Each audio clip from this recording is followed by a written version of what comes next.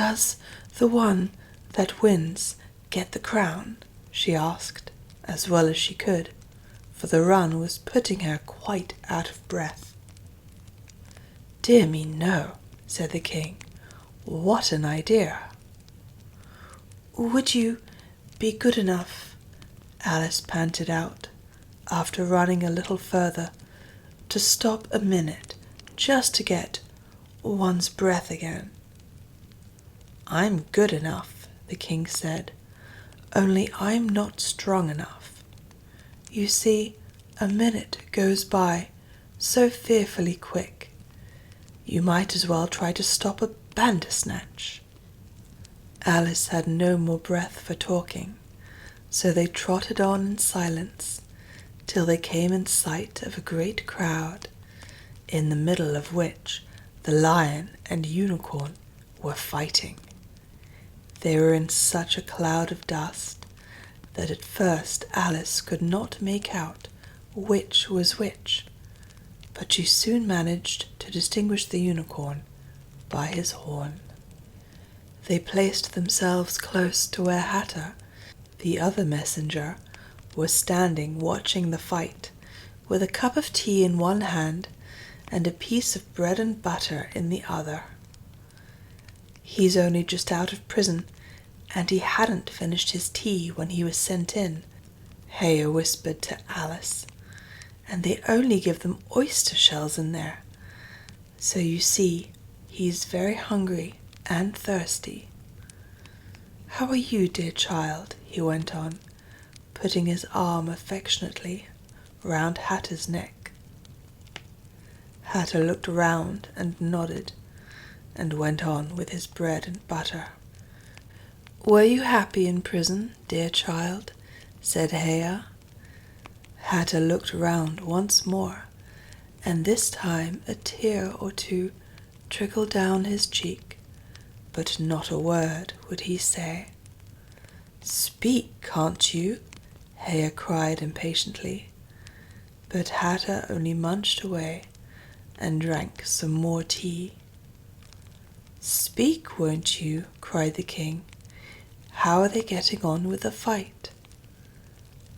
Hatter made a desperate effort and swallowed a large piece of bread and butter.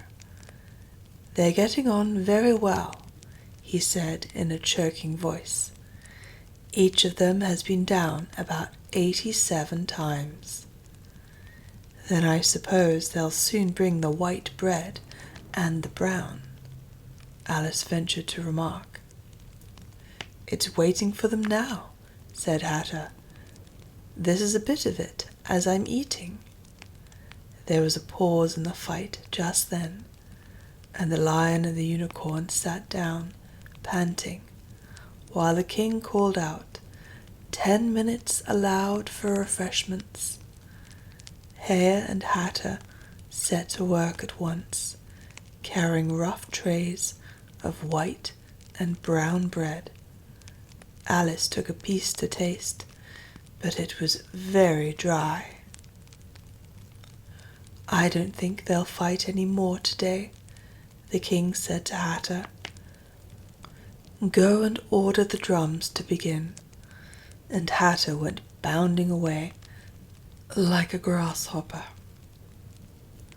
For a minute or two Alice stood silent, watching him. Suddenly she brightened up. "Look, look," she cried, pointing eagerly. "There's the White Queen running across the country. She came flying out of the wood over yonder. How fast those queens can run!" "There's some enemy after her, no doubt," the king said, without even looking round. "That wood's full of them." "But aren't you going to run and help her?" Alice asked, very much surprised at his taking it so quietly. "No use, no use," said the king. "She runs so fearfully quick. You might as well try to catch a bandersnatch. But I'll make a memorandum about her, if you like. She's a dear good creature, he repeated softly to himself as he opened his memorandum book. Do you spell creature with a double E? At this moment, the unicorn sauntered by them with his hands in his pockets. I had the best of it this time, he said to the king, just glancing at him as he passed. A little, the king replied rather nervously. You shouldn't have run him through with your horn, you know. It didn't hurt him, the unicorn said carelessly, and he was going on when his eye happened to fall upon Alice. He turned round rather instantly and stood for some time looking at her with an air of the deepest disgust. What is this? He said at last. This is a child, Hare replied eagerly, coming in front of Alice to introduce her, and spreading out both his hands towards her in an Anglo-Saxon attitude. We only found it today. It's as large as life and twice as natural. I always thought they were fabulous monsters, said the unicorn. Is it alive? It can talk, said Hare solemnly.